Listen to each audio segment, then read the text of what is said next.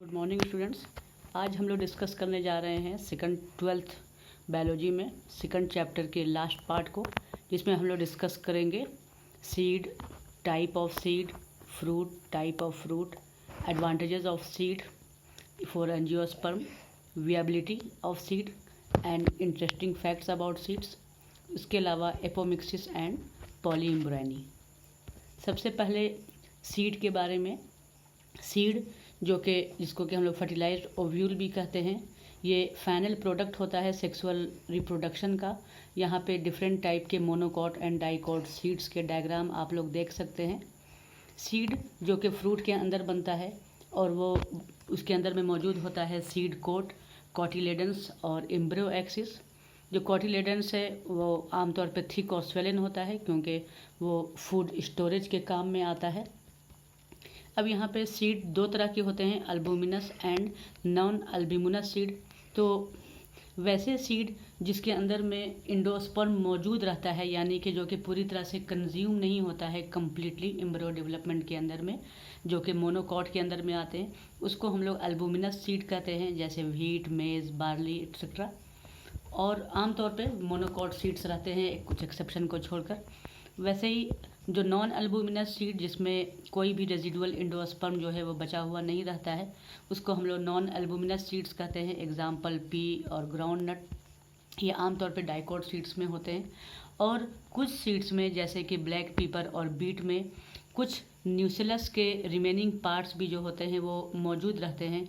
वैसे residual persistent न्यूसिलस को हम लोग पेरीस्पर्म कहते हैं। तो ये क्वेश्चन भी एग्जाम में एक पूछता है कि what is the difference between perisperm and pericarp. यहाँ पे भी डिफरेंट मोनोकॉट और डाइकॉट यानी कि albuminous and non albuminous seed के डिफरेंट डायग्राम हैं। अब है कि सीड है तो उसका जो इंटेगुमेंट्स है वो आगे चेंज होकर मैच्योर होकर प्रोटेक्टिव सीड कोट में, टफ सीड कोट में बदल जाता है। जो माइक्रोपाइल है जो कि एक स्मॉल पोर के जैसा यहाँ पे मौजूद रहता है, जिसके थ्रू ही ऑक्सीजन और वाटर वगैरह का आगे एंट्री होता है सीड जर्मिनेशन के दौरान में। और जैसे जैसे सीड मैच्योर करने लगता है तो इसका जो वाटर कंटेंट है वो कम होता चला जाता है और सीड्स जो है वो ड्राई हो जाता है। जो उसकी मेटाबॉलिक एक्टिविटी होती है एम्ब्रियो की वो सस्पेंडेड हो जाती है, वो स्लो डाउन हो जाती है। और जो सीड है वो एक स्टेट ऑफ इनएक्टिविटी में इंटर हो जाता है, सस्पेंडेड स्टेज में हो जाता है, जिसको कि हम लोग डोरमेंसी कहते हैं। और ये तभी जर्मिनेट करेगा जब उसको फेवरेबल कंडीशन मिलेगा in the form of oxygen, moisture etcetera, तभी वो जर्मिनेट करेगा, अदरवाइज वो डोरमेंट स्टेज में ही रहेगा। अब आते हैं हम लोग फ्रूट पे। तो जैसे ओव्यूल सीड्स में मैच्योर होता है, वैसे ही ओवरी जो है वो फ्रूट में डेवलप हो जाता है। अब जो फ्रूट है वो दो पार्ट में बंटा हुआ है, एक है पेरिकार्प जो कि ओवरी के वाल से डेवलप होता है, और दूसरा उसके अंदर में सीड पाया जा रहा है जो कि ओव्यूल से डेवलप हो रहा है। जो पेरिकार्प है उसके अंदर में तीन पार्ट है। जो सबसे बाहर वाला जिसको कि हम लोग एपिकार्प या एक्सोकार्प कहते हैं, उसके बाद उसके अंदर का बीच वाला पार्ट जिसको कि हम लोग मेसोकार्प कहेंगे, और अंदर वाला पार्ट जिसको कि हम लोग इंडोकार्प कहेंगे।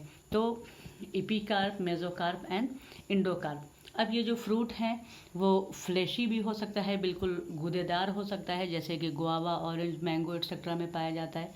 और ये बिल्कुल भी ड्राई हो सकता है, जैसे कि ग्राउंड नट में, मस्टर्ड में। अब यहाँ पे टाइप ऑफ फ्रूट, ये एग्ज़ाम के पॉइंट ऑफ व्यू से इम्पॉर्टेंट है। यहाँ पे 3 नंबर का क्वेश्चन पूछता है कि what are the different type of fruit, या फिर सिर्फ 1 नंबर में what is parthenocarpic fruit exam में आता है। तो वैसा फ्रूट्स जो कि ओवरी से डेवलप होता है उसको हम लोग ट्रू फ्रूट कहते हैं, और ज़्यादातर फ्रूट्स जो होते हैं वो ट्रू फ्रूट्स होता है। वहीं पे जो फॉल्स फ्रूट है वो ओवरी के जगह पे वो थैलमस से डेवलप होता है, उसको हम लोग फॉल्स फ्रूट कहते हैं। Example Apple, strawberry, cashew. ये एग्ज़ाम में पूछता है कि एग्जाम्पल पूछता है फॉल्स फ्रूट का कि किसके अंदर में फॉल्स फ्रूट पाया जा रहा है। पार्थेनोकार्पिक फ्रूट फिर से एग्ज़ाम इम्पॉर्टेंट है, इससे अकेले भी एग्ज़ाम में पूछता है क्वेश्चन कि वैसे फ्रूट जो कि विदाउट फर्टिलाइजेशन डेवलप हो गए उसको हम लोग पार्थेनोकार्पिक फ्रूट कहते हैं, जैसे कि बनाना।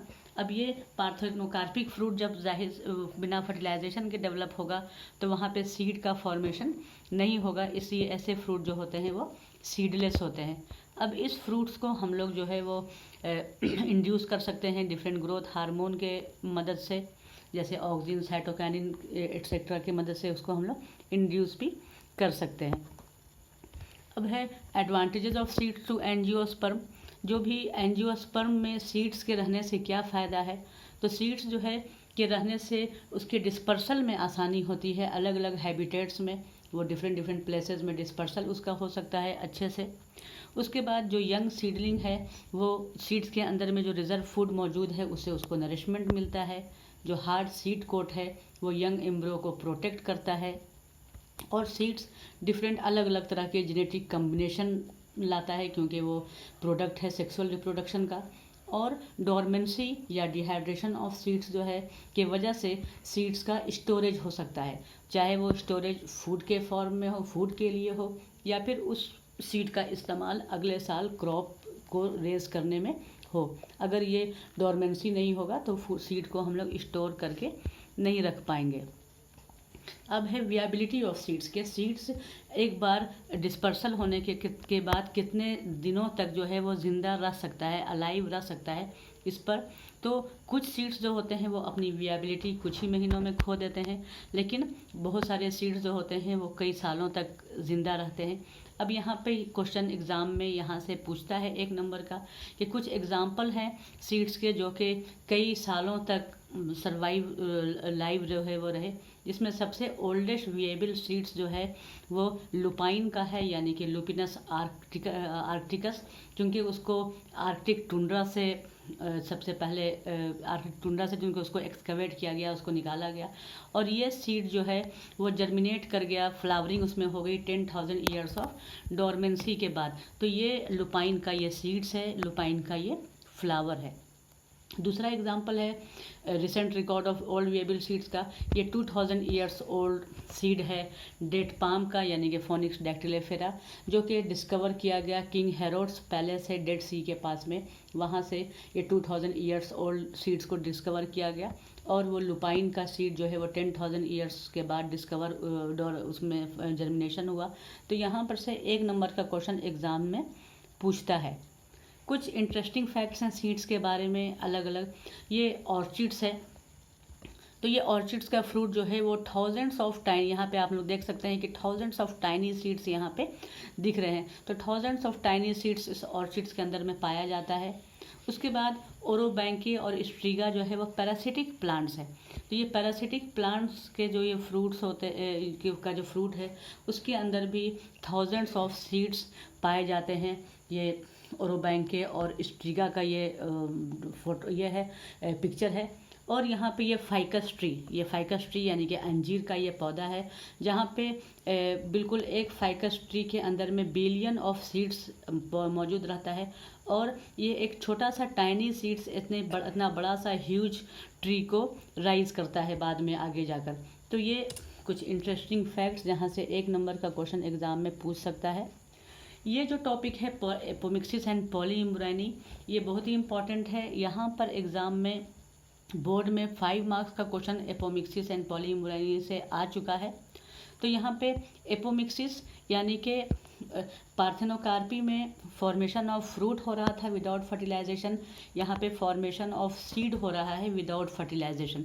कभी कभी एपोमिक्सिस और पार्थेनोकार्पी के बीच में डिफरेंस भी एग्ज़ाम में आता है।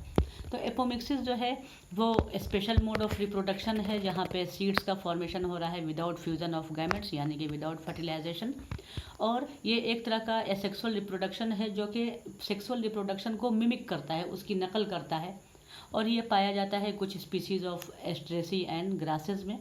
अब यहाँ पर से क्वेश्चन फिर पूछता है कि what are the 2 ways of developing apomictic seeds, apomictic seeds कैसे प्रोड्यूस होंगे। तो क्या होता है, दो चीज़ हो सकती है।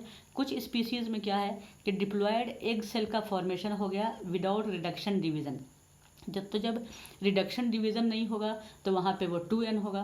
तो ये और वो जब डिप्लॉयड एग सेल है तो वो एम्ब्रियो में जब फॉर्मेशन होगा तो वो विदाउट फर्टिलाइजेशन एम्ब्रियो का फॉर्मेशन हो गया, यानी कि 2n एक सेल से जो है विदाउट फर्टिलाइजेशन 2n एम्ब्रियो का फॉर्मेशन हो गया। तो एक ये तरीका है।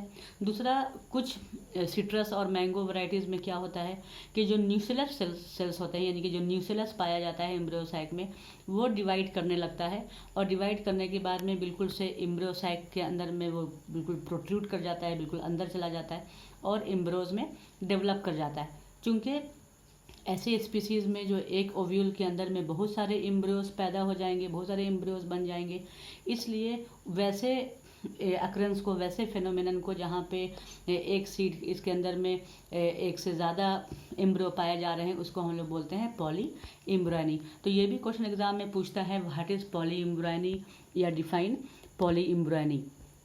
फिर एग्ज़ाम में आता है कि advantages of apomictic seed over hybrid seeds, किस तरह से जो है वो हाइब्रिड सीड्स के ऊपर एपोमिक्टिक सीड जो है वो एडवांटेजियस है। तो यहाँ पर या फिर क्वेश्चन पूछता है कि हाइब्रिड सीड्स का क्या प्रॉब्लम है और how it can be overcome by apomictic seeds. तो हाइब्रिड सीड्स का जो एक सबसे बड़ा प्रॉब्लम है वो ये है कि हम लोग उसे हर साल प्रोड्यूस करना पड़ता है, और अगर हम लोग उसी को सीड्स को लेकर, उसे हाइब्रिड्स के सीड्स को लेकर अगर हम लोग आगे ग्रो करा दें, तो जो प्लांट्स होंगे, प्रोजेनी के जो प्लांट्स होंगे, वो हाइब्रिड कैरेक्टर्स मेंटेन नहीं करेगा, यानी कि उसके कैरेक्टर्स सेग्रीगेट कर जाएंगे, वो हाइब्रिड कैरेक्टर्स मेंटेन नहीं कर पाएगा। तो हर साल हाइब्रिड सीड्स को प्रोड्यूस करना पड़ता है, जो कि एक कॉस्टली अफेयर है। ये एक फार्मर के लिए एक कॉस्टली पड़ता है। लेकिन अगर हाइब्रिड सीड्स को हम लोग एपोमिक्स बना दें तो वहाँ पे सेग्रीगेशन ऑफ कैरेक्टर्स नहीं होगा हाइब्रिड प्रोजेनी के अंदर में, और वो फार्मर सेम उस एपोमिक्टिक सीड को, एपोमिक्टिक हाइब्रिड सीड्स को कई सालों तक इस्तेमाल कर पाएगा और उसको हर साल हाइब्रिड सीड्स खरीदने की ज़रूरत नहीं पड़ेगी। तो चूँकि एपोमिक्सिस का बहुत इंपॉर्टेंस है हाइब्रिड सीड इंडस्ट्री के अंदर में, इसलिए इसके ऊपर काफ़ी एक्टिव रिसर्च चल रहा है, ताकि जो है वो एपोमिक्सिस के जेनेटिक्स के बारे में पता किया जा सके और फार्मर्स के लिए बेनिफिशियल हो सके। यहाँ पर ही ये चैप्टर जो कंप्लीट होता है। हम लोग नेक्स्ट स्लाइड्स में, नेक्स्ट वीडियोस में थर्ड चैप्टर यानी ह्यूमन रिप्रोडक्शन के बारे में डिस्कस करेंगे। तब तक के लिए आप लोग अपना ख्याल रखें, पढ़ाई करते रहें। धन्यवाद।